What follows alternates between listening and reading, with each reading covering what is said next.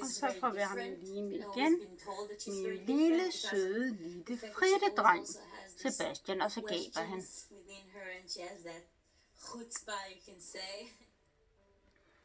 The Satmar Jews are a Hasidic community originally from the town of Satmar in Hungary. Sebastian, they are mostly descendants of Holocaust survivors and started by Holocaust han er blevet survivors in storbror New her i York marts after the war. måned. This kind Men of makes them hans a little fritte bit søster different er than a lot of først other klar til Hasidic at flytte fra sin communities frittemor because they den 5. really maj. develop what they Så det er were først about der, after the war at and hun not flytter before. hjem It is til os. founded by people who are Og struggling hun with skal the hedde most Putte. immense trauma we can imagine. And for the first generation, I would say even for the first 2 generations, this trauma was a very driving force behind the ideological structures of this community. The Satmar community is also special in that Yiddish is their native language, and I think they can be credited to some degree with keeping Yiddish alive. It was very important to us to make changes in the present day story from Deborah Feldman's real life, because she is a young woman, she's a public figure, she's a public intellectual, and we wanted Esther's Berlin life to be very different from real Deborah's Berlin life. So in a sense, the flashbacks are based on the book, but the present day story is entirely made up. You have to go beyond cliche, beyond our projection onto what the life might be in a community like this.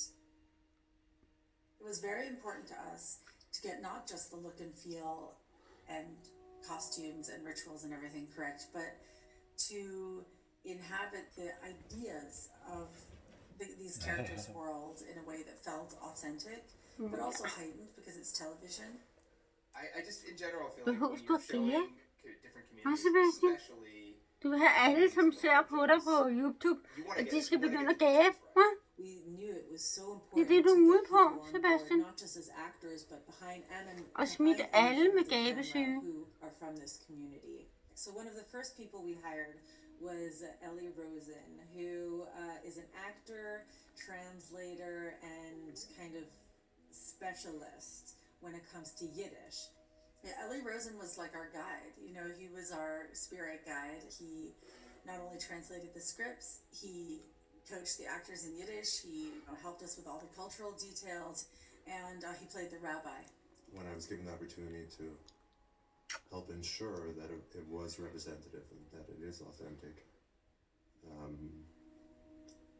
I jumped Du at it. sover, Sebastian. Directing the scenes which are set within or in the ultra-Orthodox world, I would have been lost without this advice. We had 2 research trips to New York with our entire team to not just watch and look and touch everything we saw, but we got access to meeting people who are still in this community. We really tried to offer our heads of department as much access. Er en god dreng, These trips, of Sebastian. course, are like a hunt for impressions, for feeling atmosphere, for just watching, just taking things in.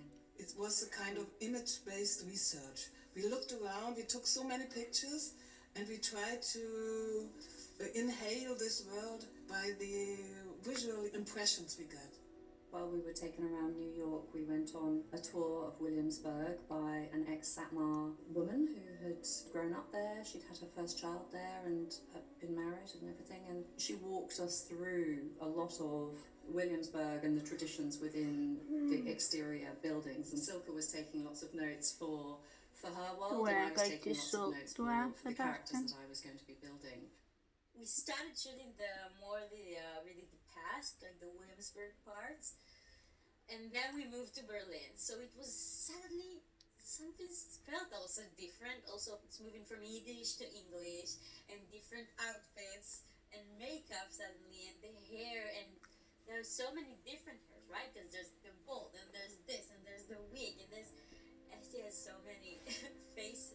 I had spoken to Deborah Feldman before we started the project about her personal experience of transitioning from Satmar clothing, modesty clothing, to Western clothing, I suppose you'd call it. And she said it took her a long time and it was a slow process, and she pushed herself to experience wearing t-shirts and showing her arm and showing more flesh, and she said it did take a long time. So I wanted to show that, I wanted to reflect Deborah's experience with Esther. It was so hard to create, in a way, a production that is much like a period film but plays in the world of today. To create the costumes for that was a very big challenge, and much like the sets that played in two worlds, we had costume that played in two worlds, plus a character who has a arc in not just her character but also in her looks and in her clothes. Our production designer knew which exterior locations we were going to be using there and made to measure the sets here to sync with those exteriors. We have complicated locations because we shoot most of the New York part here in Berlin. Verwusst. Deutschland. The other movies I did before we came, through the windows, and now I do everything inside. So maybe this is a very first experience also to me. Wolfgang is an incredible cinematographer. I mean, he has shot some of the most incredible documentaries. He's able to work with natural light. He's able to work spontaneously. He does a lot of, we joke that he's like the handheld Steadicam. He's good at combining different kinds of light, which, because we were matching set interiors with real exteriors, the lighting was very delicate, and Wolfgang was incredible at that. When I watch the material in post-production, I think it's very difficult to see what's inside and what's outside, what was in New York and what was shot in Berlin.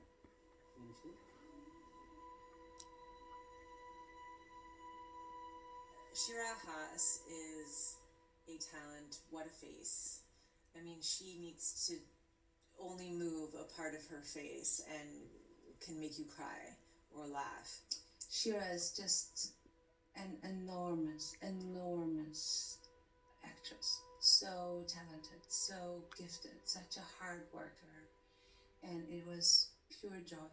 Every day it was pure joy to work with Shira.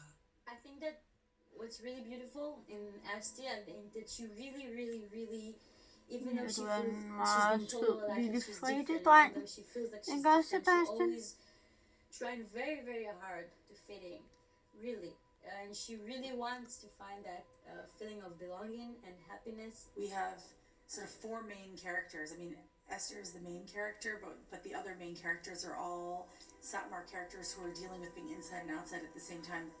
The thing is that she was kicked out, or she left the community about 15 years before. It's obviously that role that attracted me really to the whole thing. With Amit Rahav, we had never seen him acting in another project. We just saw him in the audition. We were all just blown away by him as well, and he just kills it in every scene. He's a natural talent, I think that he is just very naive and innocent, because it's not weakness. He has just like one truth, and this is the one truth he knows. Ga iets doen, denk laten. Ja, zo is het. Ik heb morgen gekregen. Daarop gefallen boin. With Jeff Wilbush, a crazy thing happened, which is our German casting director said, we have this German actor who speaks Yiddish. It was the end of the day, and Alexa and I were retired, and we were like sitting here in the office. So this guy comes in, and we're like, yeah, so like this is generally what the show is about and everything. And he was like, this is my story. And we were like, I'm sorry? And he's like, I am from the Satmar community in Me'asharim. Yiddish is my native language. Like, this is my story. I think Moshe is a tragic role. He has a lot of issues that he needs, personal issues that he needs to fight. He's haunted. And he's also a hunter, so he comes to bring Esther back. Zoom, where is Esti? Where is Esti? Telephone. Die bist zurecht, Yankee.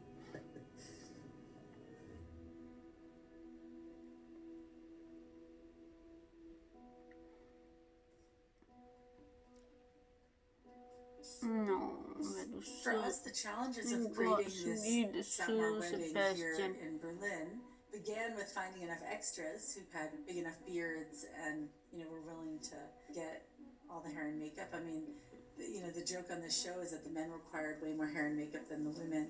Mine has grown now, I think almost 1 centimeter after today. So that we're not allowed to cut it. It's a very complex cultural ritual. We wanted to get it right. There's a lot of details. Just placing everybody in sort of gender and age, as well as imaginary relation to the bride and groom. So there's kind of a system to it. It's an incredible pageant. It's a moment of great joy for the family, but they don't necessarily express their joy the way other communities express it. I paid for everything, so really everything has to work out. I check everyone's behavior. I'm having fun, but not too much. It was very important for us to strike the right tone with the wedding. And then also we had, 100 extras, costumes. Well, the first challenge and the biggest challenge was to shoot it all within these 2 days. For us, it was our big Hollywood moment, and it was very hot when we were shooting. Unfortunately for all of the extras and actors, they were wearing a lot of costume and makeup and hair in, 100-degree weather. Every day on set, it's like normal, very, very normal. That's what I'm used to. Like, yes, all the time. Because he's the king, so you do. It's hot in there. It's too hot. Please don't send me in there again. We had an incredibly talented costume designer, Tristan Seymour, and she's worked all over the world. And she's incredibly flexible. It was challenging because some of the actual clothing are not for sale here, so some of those things she sourced in Williamsburg. They wear these furry hats called strimals, and we couldn't afford them because they cost like more than €1,000 each, and each hat involves the fur of 6 minks, which kind of seemed to us unnecessary. We needed a lot of them, so a theater company in Hamburg made them out of fake fur, so no minks were harmed in the making of this TV show. Right now I'm spraying and stroking the strimal in order to make the fur flat and look more realistic and shiny. We've had to fit and make them work for every individual actor, yes. Even all of the extras. There's a tent over there full of strimals. We call it our strimal tent. Our head of department hair and makeup, Jens, managed to create our payas in a way that I've never seen on screen. 100%. The best payas I've seen. It's quite interesting. Yesterday we were laughing very much when we had 150 seats on the street outside. That was a very funny picture. Someone was saying, look, the Jews are back in Berlin.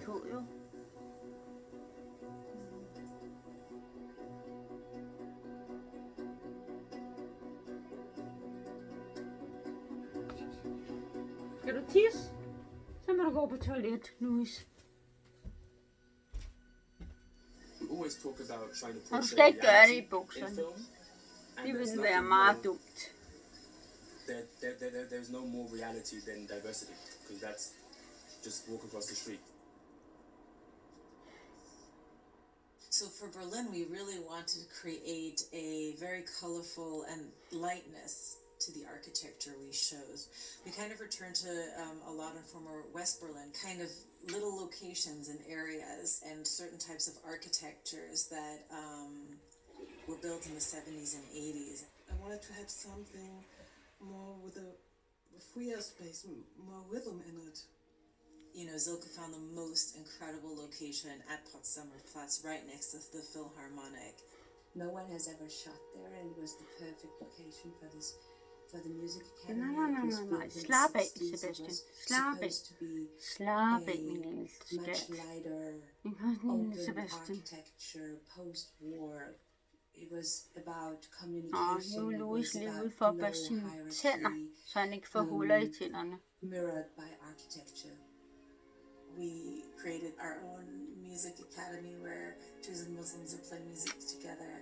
And, it's also this crazy post-colonial paradox, like why are people from the Middle East playing German music at all? So it has this kind of just crazy bringing together of unexpected worlds, and that gets to the spirit of the show on every level. The concept of this music academy is that different talented musicians from all over the world come together to practice Next their specific seminar. instruments. Jag ska upp sin där.